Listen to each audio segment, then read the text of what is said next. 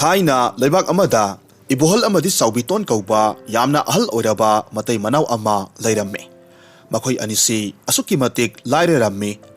Ahal Oiraba Iboholna, Mayumda U Subagi, Tabak Ama Tauduna, Makoy Imungdu, Pujari Bane.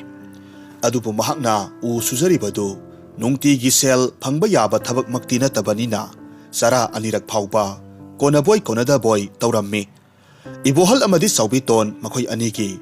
Masak matau yamna phajabi EREIMA kaubi masanupi leisabi ama leirame EREIMA si asukki matik masak matau phajarame leibak tugi pakhang makhaidi EREIMA bu ubada ngaunadaba kanamata yaude ina kaira khunba miyoi kharana mahakpu taloi oijarage haibasu laklammi adubu EREIMA nadi madu pumnamak yaba kauba leite mahaki wakhalda ina khunba miyoiga mahaka lamba sade hayeng mahakna mayum makai palaba matamda imung aduna mahakti lairaba imungdagi lakpani haiduna hanthana yengani khalammi nongma ayuk anganba matamda EREIMA sak thongnanaba tureldagi ising sokpa chalammi matamaduda iboholdi makhoigi sumangda u surammi saubitonsu makhoigi ikhol masa aduda mana masing khara tharammi EREIMA ngayhakki matungdadi ising sokpa halaklammi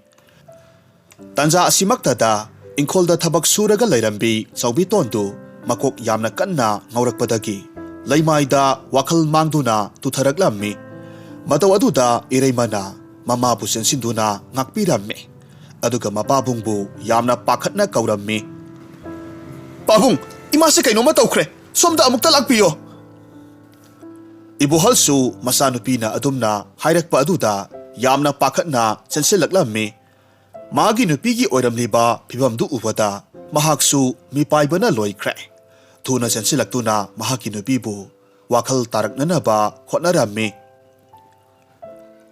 hai saubiton kari torobagene se wakhal taro nangbu wakhal tarabro saubiton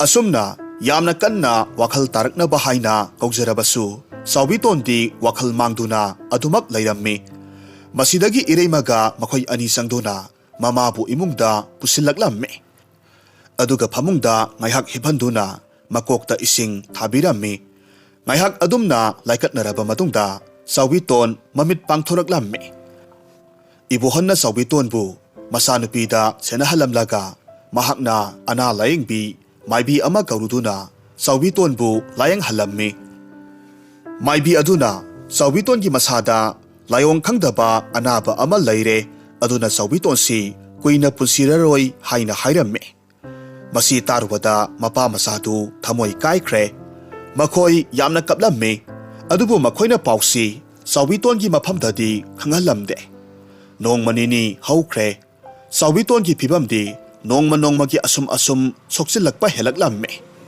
iboholsu yamna lairaba misak ama oibana mahaki nupibu amaibi kayaga tanagadabasu sel leitabana tanaba ngamlamde masina iboholgi mathwai amukka hena wahalammi mahakna masagi leita lairaba aduda ninda tawduna matomta kapcharammi lisang sitna asum sontharaduna naduna lerakpa sina saubitongi oiriba phibamdu laikai miyamna khangnaba hauraklammi matang asigi khudong saba lawduna ina khulaba pakhang kayana EREIMA da mahaki mamabu layengбиge aduga mahakpu makhoigi taloi oige haina hairakpasu yauramme EREIMA su mamagi oiriba phibamdugi khallaga makhoina hairibadu yathokrasira haina khanba phauba yauramme adubu mahak wakhan yamna munna khantaraba matungda makhoigi wafamdu yaramde masigi matung nongmagi numitni asibagi laidu taibang malemda ason ana amadi punsi sengjel loiraba miyoi singi thawai lauba laklamme mahakna asum lakpa matamda EREIMA khoigi leibaktasu thunglaraduna makhoigi leibak aduda leiramba sigadawraba miyoi kayagi thawaibu mathang lauba horaklamme asum tauna asum lakpana haujikti asibagi laidu EREIMA gi mayumda yauraklamme matamasida ahal oiraba ibohalna makhoigi sumangda una saba phajaraba mitam ama ꯁꯥꯗꯨꯅ ꯂꯩꯔꯝꯃꯤ꯫ ꯏꯕꯣꯍꯜ ꯃꯍꯥꯛꯀꯤ ꯊꯕꯛꯇꯨ ꯁꯨꯅ ꯁꯨꯅ ꯃꯃꯤꯠꯇꯒꯤ ꯃꯄꯤ ꯂꯦꯞꯄ ꯂꯩꯇꯅ ꯁꯤꯟꯊꯔꯝꯃꯤ꯫ ꯃꯍꯥꯛꯀꯤ ꯑꯁꯤꯒꯨꯝꯕ ꯃꯇꯧꯁꯤ ꯎꯕꯗ ꯑꯁꯤꯕꯒꯤ ꯂꯥꯏꯗꯨꯁꯨ ꯃꯊꯃꯣꯏꯗ ꯅꯨꯡꯉꯥꯏꯇꯕ ꯐꯥꯎꯔꯝꯃꯤ꯫ ꯃꯔꯝ ꯑꯗꯨꯅ ꯈꯨꯗꯛ ꯑꯗꯨꯗ ꯃꯍꯥꯛꯅ ꯇꯥꯏꯕꯪ ꯃꯤ ꯑꯃꯒꯤ ꯁꯛꯂꯣꯟ ꯂꯧꯗꯨꯅ ꯏꯕꯣꯍꯜꯒꯤ ꯃꯅꯥꯛꯇ ꯆꯪꯁꯤꯜꯂꯛꯂꯝꯃꯤ꯫ ꯑꯗꯨꯒ ꯍꯪꯂꯝꯃꯤ, "ꯏꯄꯥ ꯏꯕꯨꯡꯉꯣ, ꯀꯔꯤꯒꯤꯅꯣ ꯏꯄꯥ ꯏꯕꯨꯡꯉꯣꯅ ꯊꯋꯥꯏ ꯑꯗꯨꯛ ꯅꯨꯡꯉꯥꯏꯇꯅ ꯀꯞꯄꯤꯔꯤꯕ ꯑꯗꯨꯕꯨ? ꯑꯗꯨꯒ ꯀꯞꯂꯦ ꯍꯥꯏꯗꯨꯅ ꯏꯄꯥ ꯏꯕꯨꯡꯉꯣꯒꯤ ꯃꯤꯇꯝ ꯑꯁꯤꯁꯨ ꯁꯥꯕꯗꯤ ꯂꯦꯞꯇꯦ꯫ ꯀꯔꯤ ꯀꯔꯝꯕ ꯑꯋꯥꯕꯒ ꯇꯥꯔꯕꯒꯦ?" ꯏꯕꯣꯍꯜ ꯃꯃꯤꯠꯇꯒꯤ ꯃꯄꯤ ꯇꯩꯊꯣꯛꯇꯨꯅ ꯍꯥꯏꯔꯝꯃꯤ, "ꯁꯛꯈꯪꯗꯕ ꯏꯕꯨꯡꯉꯣ, ꯑꯩꯍꯥꯛꯀꯤ ꯅꯨꯡꯁꯤꯔꯕꯤ ꯅꯨꯄꯤꯗꯣ ꯍꯧꯖꯤꯛ ꯌꯥꯝꯅ ꯀꯟꯅ ꯑꯅꯥ ꯂꯥꯏꯌꯣꯡ ꯈꯪꯗꯅ ꯅꯥꯔꯒ ꯂꯩꯔꯦ꯫ ꯑꯈꯪ ꯑꯍꯩ ꯇꯥꯟꯅꯗꯨꯅ ꯌꯦꯡꯂꯨꯕ ꯃꯇꯝꯗ ꯃꯍꯥꯛꯀꯤ ꯄꯨꯟꯁꯤ ꯆꯦꯡꯖꯦꯜ ꯂꯣꯏꯔꯦ, ꯄꯨꯟꯁꯤꯔꯔꯣꯏ ꯍꯥꯏꯅ ꯇꯥꯛꯄꯤꯔꯛꯏ꯫ ꯃꯔꯝ ꯑꯁꯤꯅ ꯑꯩꯅ ꯑꯩꯒꯤ ꯅꯨꯡꯁꯤꯔꯕꯤ ꯅꯨꯄꯤꯗꯣ ꯀꯥꯏꯅꯔꯒꯅꯤ ꯈꯟꯕꯗ ꯊꯋꯥꯏꯁꯦ ꯋꯥꯃꯟꯈ꯭ꯔꯗꯨꯅ ꯀꯞꯆꯔꯝꯕꯅꯤ꯫ ꯑꯗꯨꯒ ꯏꯕꯨꯡꯉꯣ, ꯑꯩꯍꯥꯛꯅ ꯀꯞꯂꯕꯁꯨ ꯀꯞꯅ ꯃꯤꯇꯝ ꯑꯁꯤꯕꯨ ꯁꯥꯕ ꯂꯦꯞꯇ꯭ꯔꯤꯕꯁꯦ ꯃꯁꯤꯒꯤ ꯃꯔꯝꯗꯤ ꯍꯣꯔꯦꯟ ꯅꯨꯃꯤꯗꯥꯡꯒꯤ ꯆꯔꯥ ꯃꯊꯦꯜ ꯑꯗꯨꯃ ꯂꯥꯡꯕ ꯉꯝꯅꯅꯕꯅꯤ꯫ ꯑꯩꯍꯥꯛꯇꯤ ꯌꯥꯝꯅ ꯂꯥꯏꯔꯕ ꯃꯤꯁꯛ ꯑꯃꯅꯤ꯫ ꯊꯕꯛ ꯁꯨꯕ ꯂꯦꯞꯂꯕꯗꯤ ꯑꯩꯈꯣꯏꯒꯤ ꯏꯃꯨꯡꯁꯤ ꯆꯔꯥ ꯍꯦꯟꯒꯗꯧꯔꯤꯕꯅꯤ꯫ ꯑꯩꯅ ꯑꯩꯒꯤ ꯅꯨꯡꯁꯤꯔꯕꯤ ꯅꯨꯄꯤ ꯑꯗꯨꯕꯨ ꯐꯅ ꯅꯨꯡꯁꯤꯕ ꯇꯥꯔꯕꯁꯨ ꯁꯦꯜ ꯂꯩꯇꯕꯅ ꯑꯃꯥꯏꯕ ꯑꯃꯥꯏꯕꯤ ꯀꯌꯥꯒꯁꯨ ꯇꯥꯟꯅꯖꯕꯁꯨ ꯉꯝꯖꯗꯦꯗꯣ."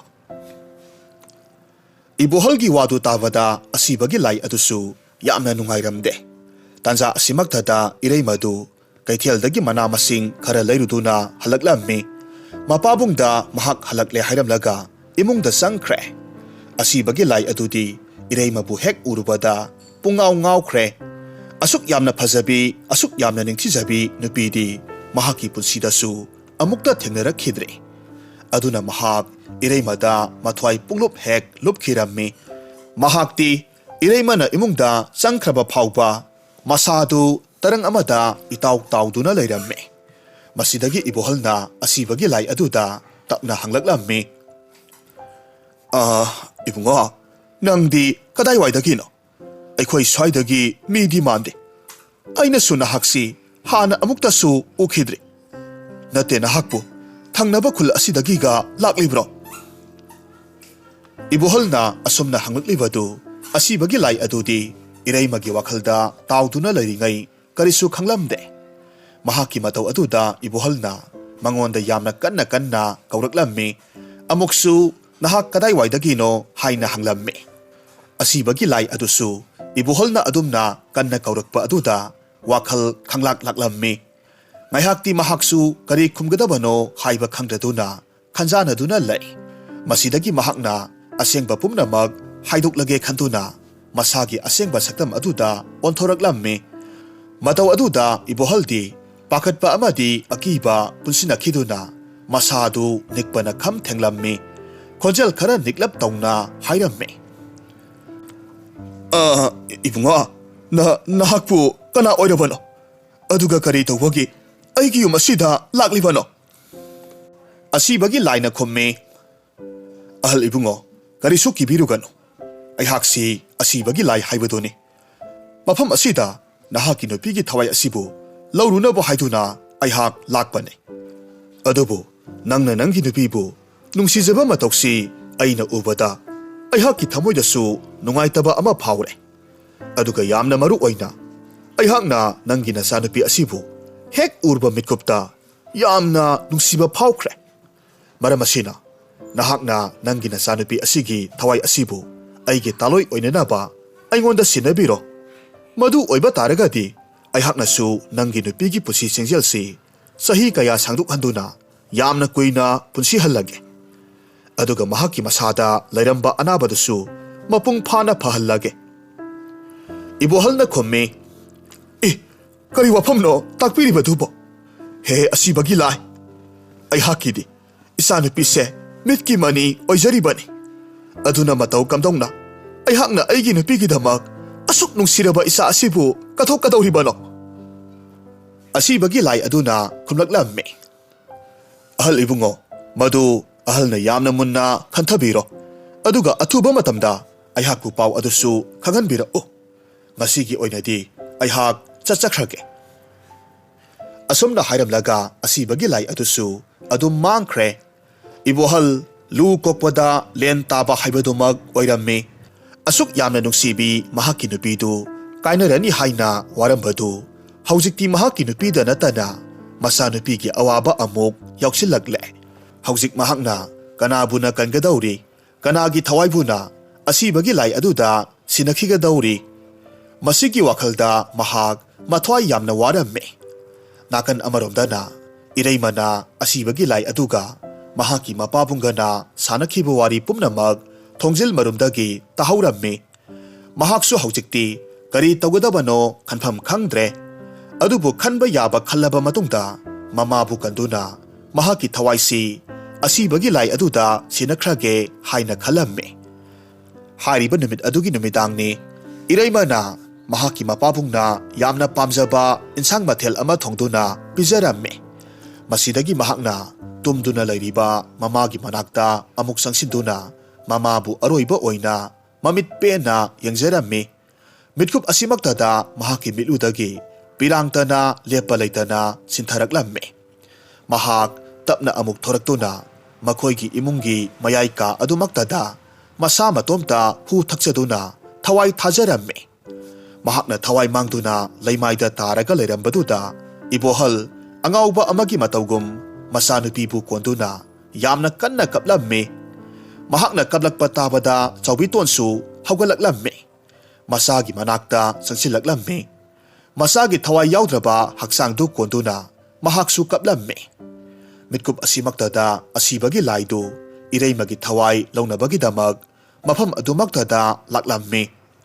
ಅದುಬು ಮಹಾಕ್ ಇರೈಮಗಿ ಥವಾಯ್ನ ಯಾಮ್ನ ನುಂಗಾಯ್ತನ ಮಪ ಮಮ ಅನಿಗಿ ಮನಾಕ್ತ ಫಮ್ಲಗ ಕಪ್ಲಗ ಲೈರಂಬದು ಉವದ ಅಮುಕ್ಸು ನುಂಗಾಯ್ತಬ ಫೌರಮ್ಮಿ. ತಪ್ನ ಇಬುಹಲ್ ಅಮದಿ ꯆꯥꯎꯕꯤꯇꯣꯟꯗ ꯍꯥꯏꯔꯝꯃꯤ,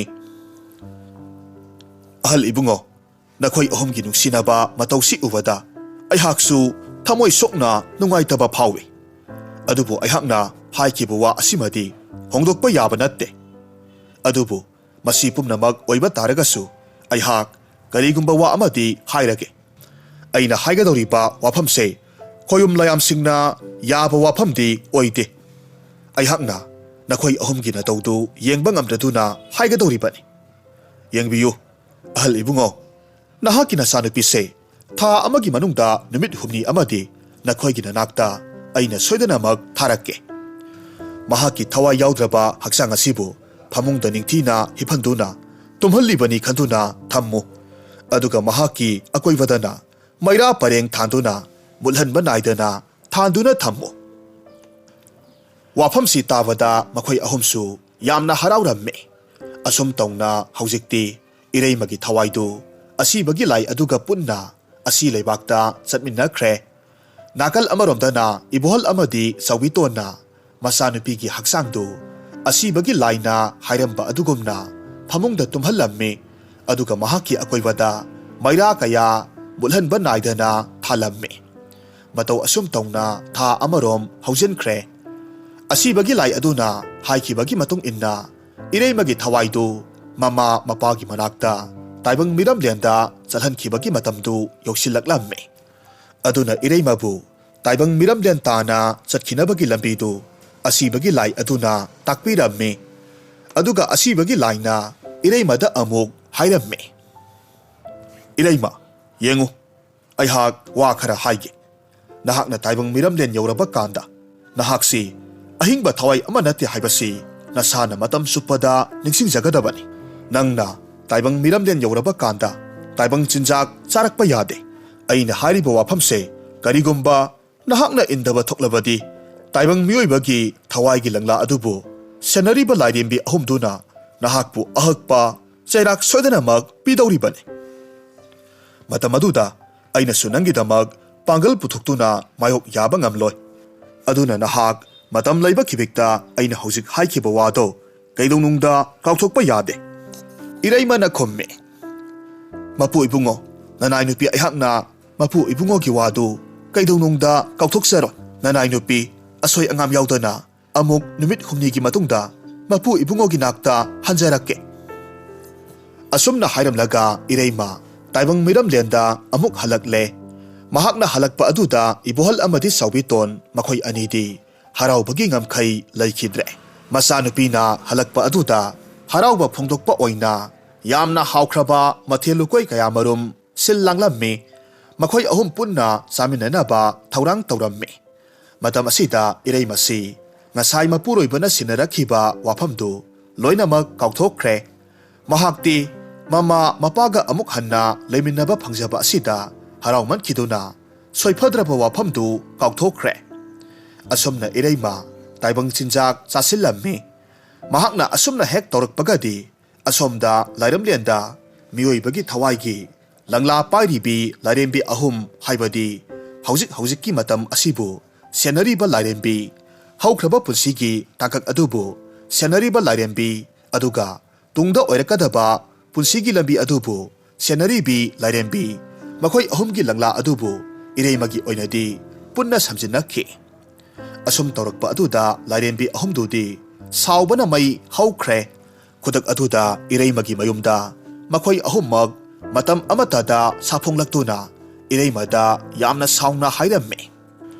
Hai nupi, karigino nahakna khoyum layam aikhoibu laikha tananaba hotnaribadi.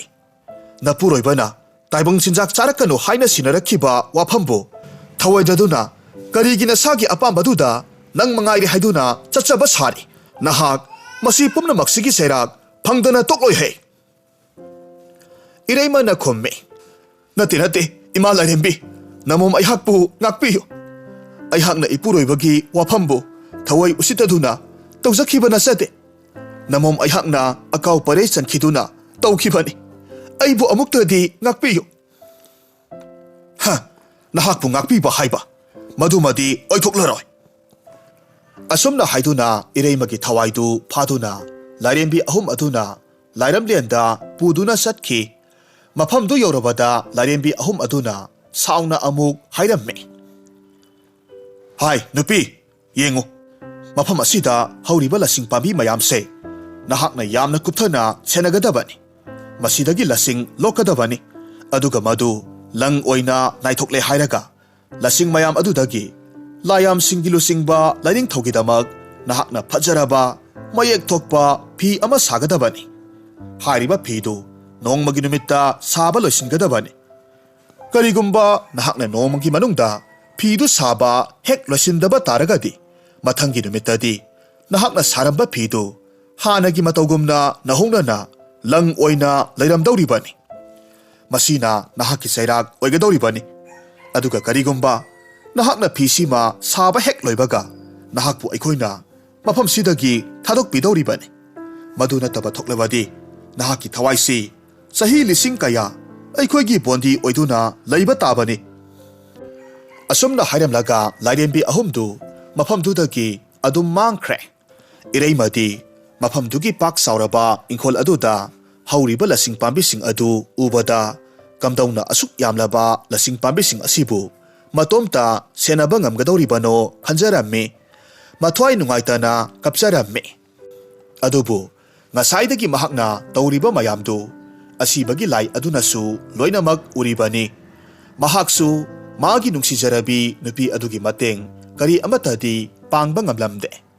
Asumna mathangi numittagedi Ireimana lasing pambi mayamdu ningthina senaba hauraklammi. Asibagi lai adusu Ireimagi manakta mitkup khuding laktuna mahakna tauba thabakta mateng kayamarum panglammi. Asumna matam kharagi matungdadi lasing pambising adudagi lasing kayamarum loklammi. Ireimana lang nairammi. Asibagi lai aduna Ireimagi mateng leptana adumag pangbirammi.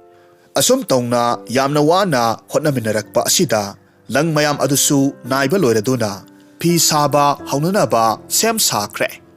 Aduga mathangi numittagedi laining thogi mayek thokpa phidu Ireimana saba haurammi.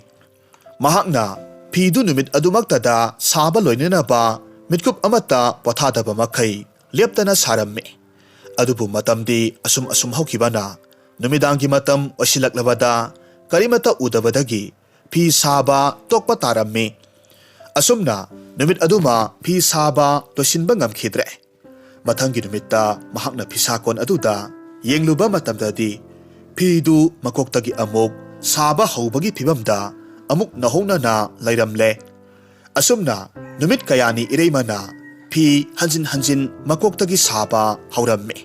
Aduga phi adusu pak saman khibana numit na mayum sangdringai saba losingadabadu losinba sukngam ngamlamde. Nongmagi numit ni ireima ayuk anganbadagi hauduna phidu numit tadringai saba loihongnaba haiduna yamna kanna honajaramme.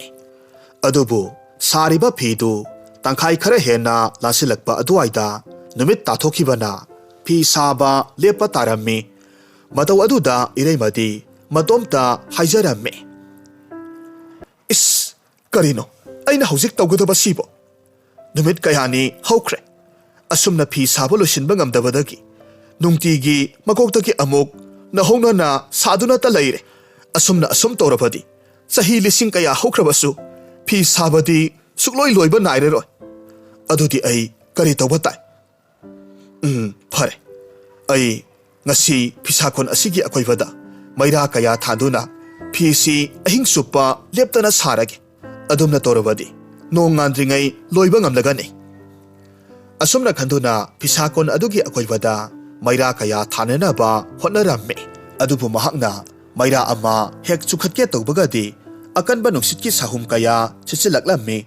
Maira adu chukhatpa ngamdre. Mataw aduda ireimana khangle mahaksi matam supagi oina mafam asida phajinduna leiragani haibasi mahakna khanglamme. Maramaduna mahak upai letraduna laimaida phamtharaga thamoi sokna kaplammi. Mahakna adumna tawribadu asomdasu asibagi lai aduna uramme. Mahaksu ireimagi matawda yamna mathwai wajarammi. Mahakna asuk yamna nungsiribi mahaki thawai oiribi ireimana adumna nungti numit khudingi awaba mayoknaduna leibadu ubada yengba ngamlamde. Maram asidagi mahakna lairembi ahumdugi mateng nirugi haiduna khalammi. Asumna mathangi numitta asibagi lai aduna lairembi ahumdugi manakta laklamme. Mahakna mafamdu yorokpadadi lairembi ahumdu ireimagi maramda wari sanaraga lairamba thengnarammi. Asibagi lai aduna uzaw amagi marumda lumladuna lairembi ahumna kari hainaribano haibadu tathoklamme. Lairembi amana hairammi. Tungi punsi lambigi langla langjil pairibi lairembi ireimagi tungi pusi asibu karina phol oyu haiba tambage. Lairembi madudi aina kanadasu haidokpa yaba natte. Tungda oirakadaba punsi lambidudi aiha khaktana khangadabani. Adudi lairembi ngaiko ireimase nungtigi awaba adum mayoknaduna leire. Mahaki awaba sibu kokhanaba pambaigadi leigadra. Pambaidubudi karigi leitani pambai lei. Aduga mahakna phidu saba loisingi hairabadi ahing supama phido leptana saba mathau tai. Adubu lairembi ahingi amamba matamdudadi mahakna kamdongna phi saba ugadoribano. Mafam sidadi maira amatasu thanba yaba natedo. Kamdongna amamba marak aduda phi sagadoribano. Ho lairembi ani ahingi matamda phidubu sake hairabadi maigi lai oiriba mahaki konungda satlaga mutnaidraba mairadu lauruba mathau taribani. Adubu maira asidi makhoi taibang miyoibagi thawai adudi lairadana khoyum layam aikhoina phawba mairase hektamak taraina lauba ngamgadaba natte. Aduga aikhoina mairase lauba ngamkhiba tarabasu aikhoigi haksang asidi mairaduna saktuna masi asok apan kaya marum nangadoribani. Wafam si tavada lairembi amana mathwai nungaitana hairamme. Oh, onthokpani dako. Adudi ireimagi thawaise matam supagi oina mafam sida adumak leiragani to. Adubu ngaikhone he karigumba nakhoigi wakhalda ireimana phidu saba losinkiba thoklabadi mahakna karamba mafamda leigi hairakadaba manbage haibadi asibagi laigi manakta leigadaba manbra natragana mama mapagi manakta miramlenda leigadaba manbra. mahakna handakti hanagi matawgumna mafam animakta chathok chasin tawbasu yararoido mafam amatada adumak lengdanasu leiragadabani lairembi asigi wasi tarubada lairembi amana amuk hairamme lairembi kananabu asi lebak aduda lainingba yaubage aduna mahaksu mama mapagi manakta adumak laige hairakanita makoina asumna wari sanaribasi asibagi lai aduna tahawramme madugi matungda asibagi laidu mahaki konungda amuk halaklamme mahak wakhal munna khalamme karigumba mahakna mutpa naidaba mairadu lauruduna ireimagi mateng panglabadi mahakna phidu saba soidanamak loisinba ngamdauribani aduga karigumba phi saba loikiba tarabadi mahakti mama mapabu nungsibanina makhoi manakta adumak satkhagani hainasu khanjaramme adubu mahak khanba yaba khalaba matungda masinda asumna sonjaramme nate aihak ireimagi mateng pangdaba yade aina mahakpu nungsijaba asina mahakpu kainagani kibadagi mahaksu asumna matam supada wahanduna thambadi ai ngamloi mahakna taibang miram lianda chatki hairabasu chachakhrasanu aigi thawai oiribi mahakpudi aina awafam asidagi soidanamak kanbiram lage asumna khanduna asibagi laidu khudak aduda mutpa naidaba mairadu lawba chatkre mafam adudagi mairadu lawnaba hotnabada mahak awa ana kaya marum mayoknaba taramme adubu madu pumnamak khangduna asibagi lai aduna mairadu puraklamme aduga matam adumaksu numidangi matam osilaklamme maramaduna ireima phi sabalep kadabagi tawramme matam asida asibagi lai aduna maira makutta haptuna puraklamme aduga mafamdu pungan ngalhalamme ireimana mapuroibagi saktambu uzaba mitkup adudadi mahaki thamoidu machet lising thokna kaikhre mahaki mamai amadi haksangi mafam khudingmakta maira aduna chakhibagi masi sathina soklamme madu urubada mahak thamoi kairamme aduna mahak mamitagi mapi tana kapsaramme asibagi lai aduna mahakpu themjinbiduna phi saba haunanaba hairamme ireimasu hanadagi hena khongjel yangna phi saramme asumna ngaihaki matungdadi phi saba mapung phana loire masidagi asibagi lai aduna amuk ireimada hairamme aigi thawai oiribi ireima haujikti nahaki awabagi matamdu loirabani aduna nahak ngasidagidi nungaibatana nahakina saruk oijaduna nungaina hingjaruro asumna hairamlaga asibagi laidu mangthokre hairiba mitkup asimaktada lairembi ahumdu ireimagi manakta thoraklamme aduga mangonda taibang miram lianda leigadra natragana asibagi laigi manakta leigadra haina hanglaklamme mahakna karigumba miram lianda leiba tarabadi asibagi laiga amuk hanna unaba thengnaba yararoi aduga karigumba asibagi laigi manakta leiba taragadi mahaki mama mapaga hanagumna unaba yaroi doribani aduna wakhal munna khanduna pakhum piyu hairamme wafamsi tavada ireimadi ahanbada mahak khumpham khanglamde adubu mahak khanba yaba khalaba matungda asibagi laina mahakpu kayamuk yamna nungsibagi haibadu mahakna khanglaktuna mahak mama mapabu thadoktuna asibagi laigi manakta leirage haina hairaklamme asumna hek haikibagadi mahaki masasi khudak aduda asi leibak aduda thonglamme mitkup aduda asibagi lai adudi ireimasi mahaki manakta amuk hanna laklaroi haiduna mathwai yamna waduna leirambani adubu ireimana mahaki manakta khanghaudana lakpa aduda mahaksu haraubagi ngamkhai leikhidre mahakna ireimabu mahaki manakta amuk halakpagi damak yamna nungsina tawbiramme matau asum tawna numit adudagi hauna ireima amadi asibagi lai makhoi anidu nungsi sanana hingminakhi aduga ireimadu mahaki mama mapaga taibangda unaba phangdabasu numit adudagidi mama mapagi manglan khudingda mahakna laktuna manglanda adum toina unakhi warisi nungai biragadi like tawbiramu comment tawbiramu amadi channel ꯑꯁꯤꯗ ꯅꯧꯅ ꯆꯪꯕꯤꯔꯛꯄ ꯑꯣꯏꯔꯒꯗꯤ subscribe ꯇꯧꯕꯤꯔꯝꯃꯨ